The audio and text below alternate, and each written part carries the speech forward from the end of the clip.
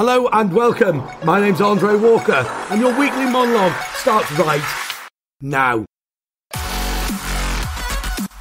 This was the week the newly appointed British Prime Minister, Theresa May, decided to create separate prison wings for Islamic fundamentalists to stop them radicalising other prisoners.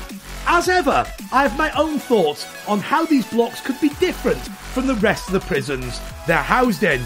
Now, I'm not some heartless lunatic like George Bush. After all, we don't want another Guantanamo Bay. The British version should have all the facilities your friendly local terrorist might ever need. For example, I think they ought to be afforded 3 square meals a day of, say, bacon sandwiches, followed by lovely pork chops for main course and ham crumble with custard for dessert. Yummy! And perhaps for breakfast, they could have spam flakes. They sound so good. Religious worship would, of course, be supported, even encouraged. Daily services in the prison chapel would be conducted by volunteers from the Westboro Baptist Church.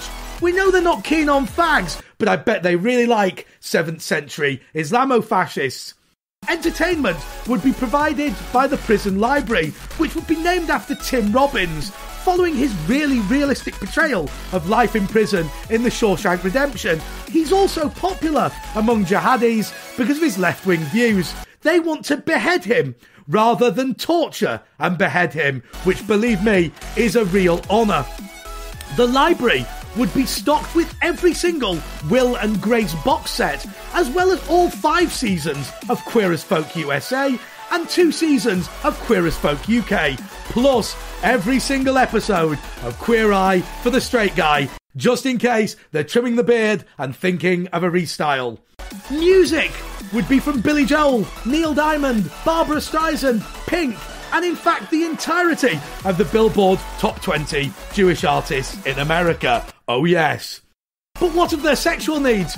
Well, that will be catered for by Napoleon, the black mule-foot pig, whose offspring also supplies breakfast, lunch and dinner. But watch out, boys, be sure to wear a condom. You don't want to risk being related to your own breakfast. This week saw CNN Politics run the following headline: Trump wants GOP to court black voters, then slams voting rights for felons. Yes, that's right, guys. I'm not joking.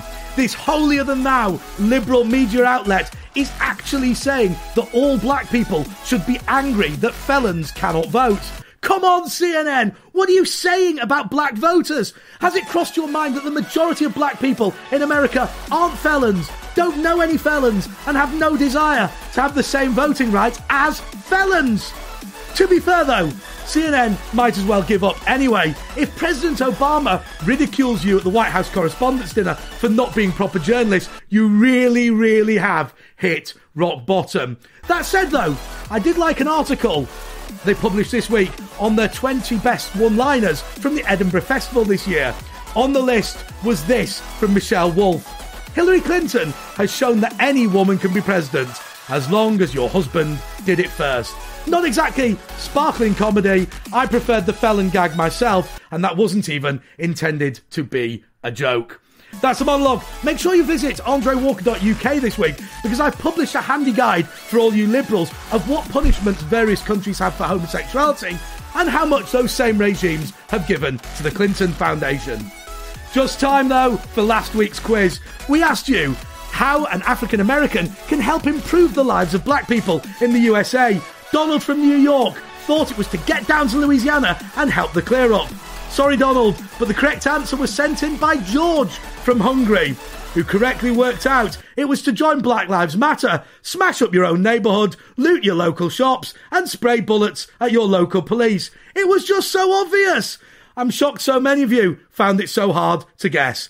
But either way, a pamphlet on ethical capitalism in global financial markets is winging its way to George, so well done. Until next week, goodbye. Check out Andre's column at townhall.com. Check him out on Twitter at AndreJPWalker. And read Andre's work behind enemy lines